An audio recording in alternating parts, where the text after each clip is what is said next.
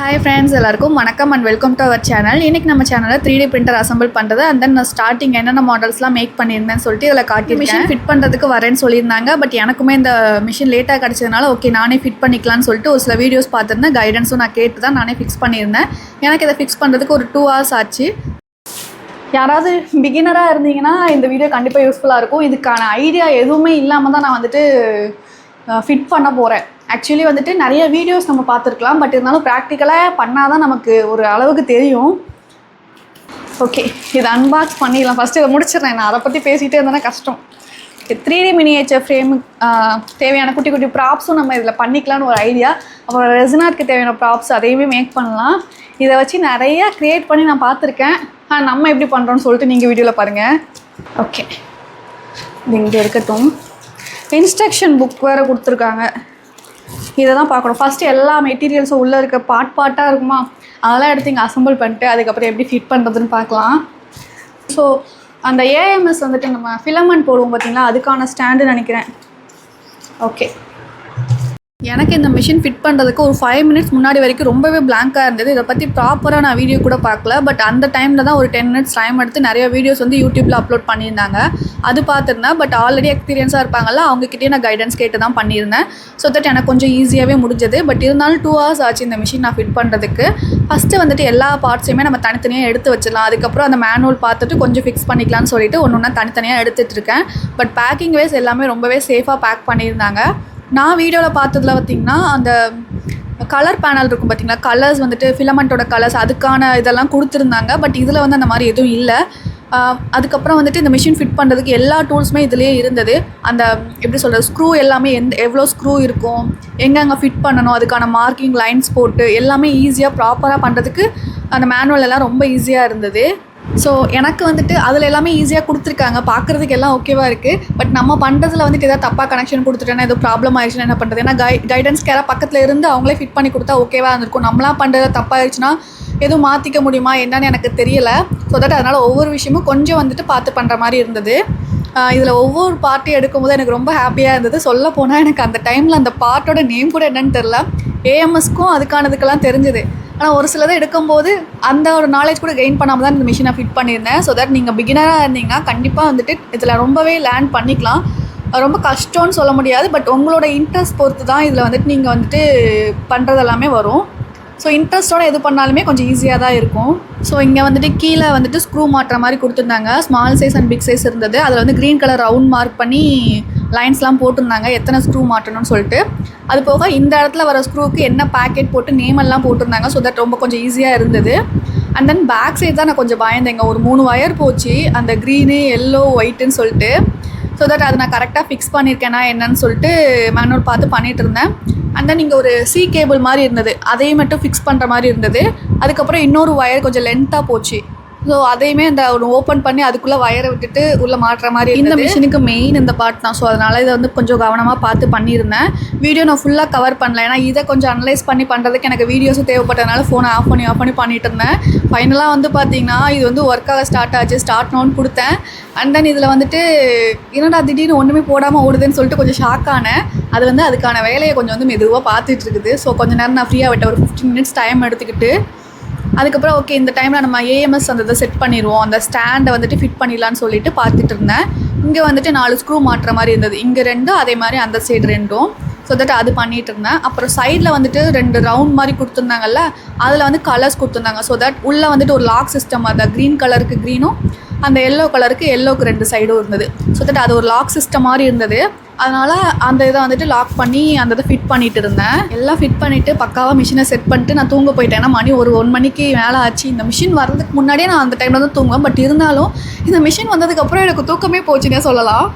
ஏன்னா நார்மலாக தூங்குற டைமை தாண்டி இது ஒரு ஓகே ஒரு மாடல் போட்டு பார்ப்போமேன்னு சொல்லிட்டு இருப்பேன். அது முடிகிற வரைக்கும் உட்காந்துட்டே இருப்பேன். ஏன்னா காலையில் விட எனக்கு அந்த டைம் தான் கொஞ்சம் அமைதியாக இருக்குமா, கொஞ்சம் கன்வீனியன்ட்டான டைம் எனக்கு. ஸோ தட் நான் அது பண்ணிகிட்டு இருந்தேன். அப்புறம் வந்துட்டு ஒரு சில மாடலாக இப்போ 7 hours 8 hours இருக்க மாடலாக நைட் தான் ஓட விட்டுருந்தேன். இன்ஸ்டாவில் நிறைய வீடியோஸ் அப்டேட் பண்ணுறேன், நீங்கள் பாருங்கள். ஆல்ரெடி வந்துட்டு ஒரு சேலை செஞ்சுருந்தேன், லக்ஷ்மி சிலை. அது 14 hours காமிச்சிது. பட் அதில் ரொம்ப டேமேஜ் ஆகி கஷ்டப்பட்டு அதை மறுபடியும் அந்த சிலையை வந்து ஸ்மால் சைஸில் மேக் பண்ணியிருந்தேன். நான் இந்த மிஷினில் ஃபஸ்ட்டு எனக்காக போட்ட மாடல் பார்த்திங்கன்னா முருகர் சிலை தான். எனக்கு இது க்யூட்டாக இருந்தது, ரொம்ப பிடிச்சிருந்தது. ஸோ தட் இந்த மாடல் ட்ரை பண்ணலான்னு சொல்லிட்டு ஒரு ஸ்மால் சைஸில் அழகாக பண்ணியிருந்தேன். ரொம்ப குட்டியும் இல்லை, அது வந்துட்டு கார் டேஷ்போர்டில் வைக்கலாம். அண்ட் தென் நம்மளுமே பார்த்திங்கன்னா ஏதாவது டெக்கார் பீஸ் மாதிரி வீட்டில் வச்சுக்கலான்னு சொல்லிட்டு பண்ணியிருந்தேன். எனக்கு இந்த ஒர்க் ஸ்பேஸ் முன்னாடி எனக்கு இந்த முருகர் இது வந்து ஆல்ரெடி ஒரு ஃப்ரேம் போட்டு வச்சுருக்கேன். அது நான் தான் வந்து பிரிண்ட் பண்ணி ஃப்ரேம் போட்டிருந்தேன். சேம் அதே மாதிரி இந்த மாதிரி ஒன்று பண்ணிக்கலான்னு சொல்லிட்டு இந்த மாடல் ரெடி பண்ணியிருந்தேன். எனக்கு இது ரொம்ப க்யூட்டாக வந்திருந்தது. ஓகே, ஃபஸ்ட்டு மாடல் எதுவுமே சொதப்பாமல் வந்துடணும் சொல்லிட்டு கொஞ்சம் பயந்துட்டே இருந்தேன். நிறைய வீடியோஸில் வந்து பார்த்துருக்கேன் ஏதாவது இஷ்யூ ஆகும்னு சொல்லிட்டு. அது நடுவில் வந்தால் பரவாயில்ல, ஃபஸ்ட்டே எடுத்த பிரிண்ட் வந்து நல்லா வரணும்னு சொல்லிட்டு பார்க்கும்போது எனக்கு பர்ஃபெக்டாக வந்திருந்தது. ஸோ இதில் வந்து வேல் தனியாகவும் அந்த முருகர் சிலை தனியாகவும் இருந்தது. அது ரெண்டுமே ஜாயின் பண்ணி நான் ஃபிட் பண்ணிட்டேன். ஸோ இது பக்கத்துலேயே வந்து பார்த்திங்கன்னா இன்னொன்று நான் மேக் பண்ணியிருந்தேன்னு சொன்னேன் இல்லையா, அது குட்டியாக 4x4 சைஸில் தான் நான் ஃப்ரேம் போட்டு வச்சுருக்கேன். அதில் வந்துட்டு 6 முகம் அருளிடும் அனுதினமும் 7 முகம் சொல்லிட்டு இருக்கும். எனக்கு அந்த ஒரு டைம் ட்ரெண்டிங்காக போச்சு. அது போக நிறைய ஃப்ரேம்ஸ்லாம் மேக் பண்ணிகிட்டு இருந்தாங்க. எனக்கு அந்த லைனும் பிடிச்சிருந்ததுனால அப்போ பண்ணது, அதனால் அது ஃப்ரண்ட்டில் வச்சுருந்தேன். செகண்ட் வந்து பார்த்திங்கன்னா இந்த ஒரு மாடல் பண்ணியிருந்தேன், குட்டி போட்டு. இது வந்து டிஃபால்ட்டாக அந்த மிஷினில் இருந்தது. ஸோ தட் அதை நான் ட்ரை பண்ணியிருந்தேன். அப்புறம் நமக்கு மினியேச்சர்னால் ரொம்ப பிடிக்கும்னு சொல்லிட்டு எனக்கு அந்த பார்பி ஷெல்ஃப், அந்த பார்பி ரூமுக்கு ஷெல்ஃபு, அண்ட் தென் வந்துட்டு நம்ம மினியேச்சர் ஃப்ரேம் 3D ஃப்ரேம்லாம் இருக்குல்ல, அதுக்கு தேவையானதெல்லாம் பண்ணலாம்னு சொல்லிட்டு பண்ணிகிட்டு இருந்தேன். ஸோ எனக்கு வந்துட்டு இந்த ஒர்க் ரிலேட்டடாக, ஆர்டர்ஸ் ரிலேட்டடாக பண்ணுறதை தாண்டி இந்த மிஷின் பர்சனலாக எனக்கு பிடிச்சதெல்லாம் பண்ணுறதுக்கு ரொம்பவே ஹெல்ப்ஃபுல்லாக இருந்தது. நானுமே வந்துட்டு இந்த மாதிரி பண்ணி எனக்காக ஒரு ஸ்பேஸ் க்ரியேட் பண்ணி வச்சுக்கணும்னு ஆசைப்பட்றேன். பட் ஆனால் அதுக்கு டைமிங் தான் ரொம்ப எடுக்குது. அந்த டைமிங் தான் என்னால் வந்துட்டு வெயிட் பண்ணவே முடியல. ஒரு இதுக்கு பார்த்திங்கன்னா கண்டிப்பாக சாலிடாக 1 hour, சின்ன விஷயம் நான் சொல்கிறேன், சின்ன பொருள்லாம் அந்த மாதிரி சொல்கிறேன். மற்றபடிலாம் 3 hours 4 hours, சில பொருள்லாம் அழகாக இருக்கும், பண்ணணும்னு தோணும். அதெல்லாம் பார்த்திங்கன்னா 7 மணி நேரம் 8 மணி நேரம் காட்டுவான். அவ்வளோ நேரம் வெயிட் பண்ணணுமாங்கிற மாதிரி இருக்கும். பட் வெயிட் பண்ணால் தான் ஒரு சில விஷயங்கள்லாம் நல்லா கிடைக்குங்கிற மாதிரி அதுவுமே அழகாக எனக்கு வந்திருந்தது. அதுக்கு ரிலேட்டடாக தான் நான் ஒரு ப்ராடக்ட் ரெடி பண்ணி முருகர் சிலையை வைக்கிறதுக்கு குட்டி ஒரு மண்டபம் மாதிரி ரெடி பண்ணியிருந்தேன். ஸோ தட் அது பார்க்குறதுக்கு ரொம்ப க்யூட்டாக வந்திருந்தது. இந்த வீடியோட லாஸ்ட்டில் காட்டுறேன். அண்ட் தென் என்னோடய ஃபெயிலியர் ப்ராஜெக்ட் வந்து இது ஒன்று, டேடுன்னு போட்டு ஐ லவ் யூன்னு சொல்லிட்டு இருக்கும். ஸோ இது வந்துட்டு அந்த ஃபாதர்ஸ் டேக்கு வந்துட்டு ஒரு சிஸ்டர் கேட்டிருந்தாங்க. ஸோ தட் அதை மேக் பண்ணியிருந்தேன். அதுக்கப்புறம் வந்து பர்ஃபெக்டாக எனக்கு கொஞ்சம் வந்து அந்த உள்ளே இருக்க அந்த சப்போர்ட்டை வந்துட்டு நான் ஒழுங்காக பண்ணாமல் போயிட்டேன். பட் நான் எப்படியோ வந்து அதை ரிமூவ் பண்ணி உள்ளே ஃபோட்டோ இன்செர்ட் பண்ணி கொடுத்துருந்தேன். ஏன்னா அது ஃபோட்டோ ஸ்டாண்ட் மாதிரி ஒன்று. அப்புறம் இது வந்து எனக்காக நான் மேக் பண்ணியிருந்தேன். என்னோடய நேம் போட்டு K லெட்டரில் அது மேலே வந்துட்டு கீர்த்தின்னு சொல்லிட்டு இருக்கிற மாதிரி. ஸோ தட் இதுவும் வந்துட்டு ஓகேவோ வந்து ஃபஸ்ட் டைம் பண்ணும்போது கொஞ்சம் பெருசாக பண்ணிட்டேன். அப்புறம் கீச்சனுக்கு ஏற்ற சைஸில் வந்து நான் செஞ்சுருந்தேன். ஃபஸ்ட்டு பண்ணும்போது அந்த எல்லோவும் அது கோல்டனும் பிளாக்கும் இருக்கிற மாதிரி பண்ணேன். பட் அந்த கலர் காம்போ எனக்கு அவ்வளோவா செட் ஆகலை. அதனால் அடுத்த டைம் சின்னதாக பண்ணும்போது பார்த்திங்கன்னா ஒயிட் கலர் ஃபிலமெண்ட் வச்சு பண்ணியிருந்தேன். ஸோ தட் அந்த டைமில் அந்த 2 கலர்ஸ் தான் இருந்ததுனால ஓகேன்னு சொல்லிட்டு இதை மேக் பண்ணியிருந்தேன். அப்புறம் வந்துட்டு இயர் பிஃபோர் நான் 1.5 years இருக்கும், அதுக்கு முன்னாடி வாங்கின இங்க்கு அதை வச்சு தான் ஓட்டிகிட்டு இருந்தேன். பட் இப்போ வந்து நம்ம ரெகுலராக வந்துட்டு இந்த பேக்ரவுண்ட் ஷீட்லாம் பிரிண்ட் பண்ணிகிட்ருக்கோம் பார்த்திங்களா, டைனோசர் தீம் அண்ட் யூனிகார்ட் தீம்னு சொல்லிட்டு. அதுக்காக எனக்கு இங்க் ரொம்ப தேவைப்படுது. ரொம்பவே சல்லுன்னு குறையிற மாதிரி இருக்குது. அதனால் நான் மறுபடியும் இதுக்கு வாங்கி லோட் பண்ணிக்கிட்டே இருக்கேன் இந்த இங்க்கை. ஏன்னா முன்னாடிலாம் வந்துட்டு மந்த்லியே வந்துட்டு ஒரு 100 பிரிண்ட் எடுக்கிறது கஷ்டமாக இருக்கும். ஏன்னா ரெசினாட்க்கு அவ்வளோவா தேவைப்படாது, ஃபோட்டோஸ் மட்டும் தான். பட் இதுக்கு ரெகுலராக வந்து பார்த்திங்கன்னா 100-200 பிரிண்ட் வந்து போயிட்டுருக்குது. என்னென்னா நம்ம அந்த பேக்ரவுண்ட் ஷீட் வைக்கிறோம் பார்த்திங்களா, ஸோ அதனால தான் நம்ம DIY பெயிண்டிங் டைஸ்க்கு பின்னாடி வந்துட்டு இந்த ஷீட் தான் வச்சிட்ருக்கேன் நான். அந்த இந்த 3D பிரிண்டர் வச்சு நான் பர்பஸ்லி வந்துட்டு பண்ணுறதுக்கு வந்துட்டு மெயினாக ஆசைப்பட்டது இந்த ஒன்று, 3D பிரிண்டரில் பண்ணுற ரீயூசபிள் டாய்ஸு. பட் அதுவுமே பார்த்திங்கன்னா நம்ம கஸ்டமர் 50-100 சொல்லிட்டு நம்ம ஹோல்சேல் ப்ரைஸில் கேட்டு வாங்கிட்டு இருக்காங்க. அதில் 2 மாடல் கொண்டு வந்திருக்கோம், வித் ஹோலும் வித்தவுட் ஹோலும். வித் ஹோல் இருக்கிறதுல வந்து நீங்கள் கீச்சன் யூஸ் பண்ணி 2-in-1 மாடலாக யூஸ் பண்ணிக்கலாம்.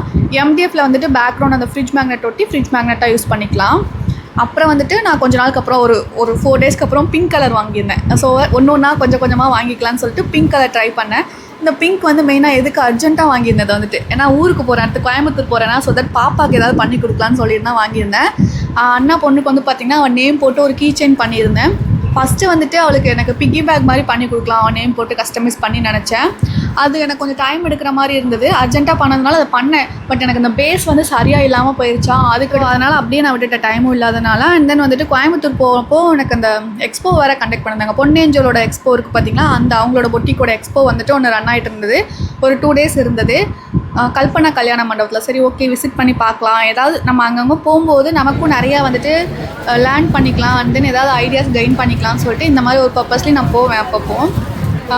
இப்போ வந்துட்டு எனக்கு ரொம்பவே பிடிச்சிருந்தது. அங்கே வந்துட்டு என்னென்னா எல்லாமே பட்ஜெட் ஃப்ரெண்ட்லி கலெக்ஷனாக இருந்தது. என்னால் எப்படி சொல்கிறது, நல்ல ஒர்த்தான ப்ராடக்ட்லாம் பட்ஜெட் ஃப்ரெண்ட்லியாக கொடுத்துருந்தாங்க. ஸோ தட் எனக்கு ரொம்ப பிடிச்சதுனால நான் ஒரு டிஷர்ட் கலெக்ஷன்லாம் வாங்கியிருந்தேன். கொஞ்சம் 99 ருபீஸ்க்கு அவ்வளோ ஒர்த்தாக இருந்தது. கண்டிப்பாக அந்த ஷாப்பை விசிட் பண்ணணும். நேம் வந்துட்டு D2 கேர்ள்ஸ் ஹப்னு சொல்லிட்டு கணபதியில் இருக்குது, கோயம்புத்தூர் கணபதியில் இருக்குது.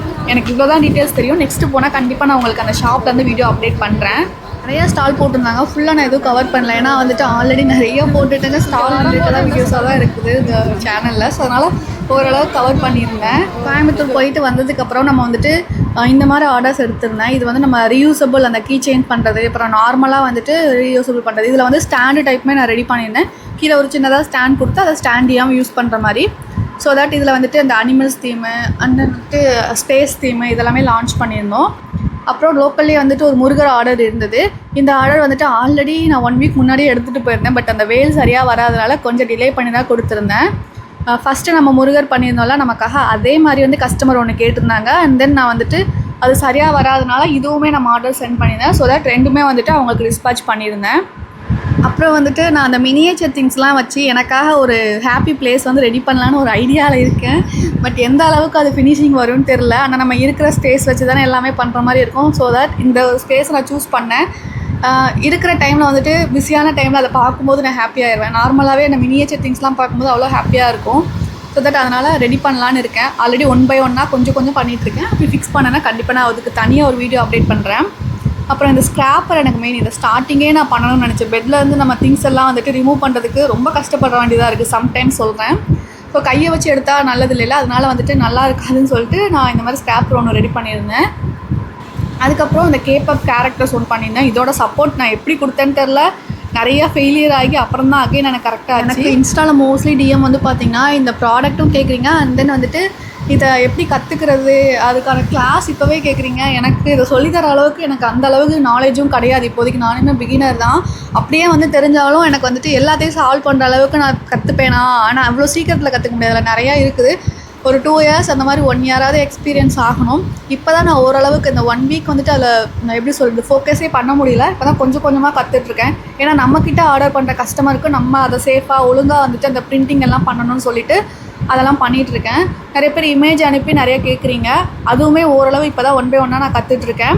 ஸோ தட் இதுவுமே ஒரு கஸ்டமர் நம்மக்கிட்ட இமேஜ் அனுப்பி கேட்டிருந்தாங்க. ஸோ தட் அந்த இமேஜை கன்வெர்ட் பண்ணி ரெசினாட்டில் வைக்கிற லில்லி பண்ண வைப்போம் பார்த்திங்களா, அந்த முருகர் அழகாக ரெடி பண்ணி கொடுத்துருந்தோம். 3D பிரிண்டர் வந்ததுக்கப்புறம் இதுக்கும் வந்துட்டு வேலை கரெக்டாக இருந்தது. இது வந்துட்டு ஆர்டர்ஸ் எவ்ரிடே டிஸ்பேச் பண்ணிட்டு தான் இருக்கும். இதில் வந்து பார்த்திங்கன்னா ரீசெல்லாக இருந்தீங்கன்னா கண்டிப்பாக இது பெனிஃபிட்டாக இருக்கும். நீங்கள் ஸ்டால் போடுறீங்க அப்படின்னா இதை ஆட் ஆன் பண்ணும்போது உங்களோட ஸ்டால் ரெண்டலாவது கவர் பண்ணுற மாதிரி இருக்கும். ஸோ வேணுங்கிறவங்க பை பண்ணிக்கோங்க. ஸ்க்ரீனில் நம்பர் கொடுத்துருக்கேன், செக் பண்ணி பாருங்கள். இது வந்து ரீயூசபிள் டாய்ஸ். இதில் கீ செயின் மாடலில் யூஸ் பண்ணிக்கலாம். இதுலேயே 3D டைப்லேயும் இருக்குது. இந்த மாடல் வந்து பார்த்திங்கன்னா 2D டைப் தான், ஆனால் ஸ்டாண்ட் வச்சு ரெடி பண்ணியிருந்தேன். ஸோ தட் அந்த ஸ்டாண்ட் வைக்கும்போது கொஞ்சம் பார்க்குறதுக்கும் நல்லா இருந்தது. ஸோ அதனால் இந்த மாதிரியும் பண்ணியிருந்தேன். Reusable toys, MDF toys and POP டாய்ஸ்லாம் வேணும்னா நம்ம கான்டாக்ட் பண்ணுங்கள். இந்த vlog இதோட முடிஞ்சது. நெக்ஸ்ட் இன்னொரு vlogல பார்க்கலாம். தேங்க்ஸ் ஃபார் வாட்சிங்.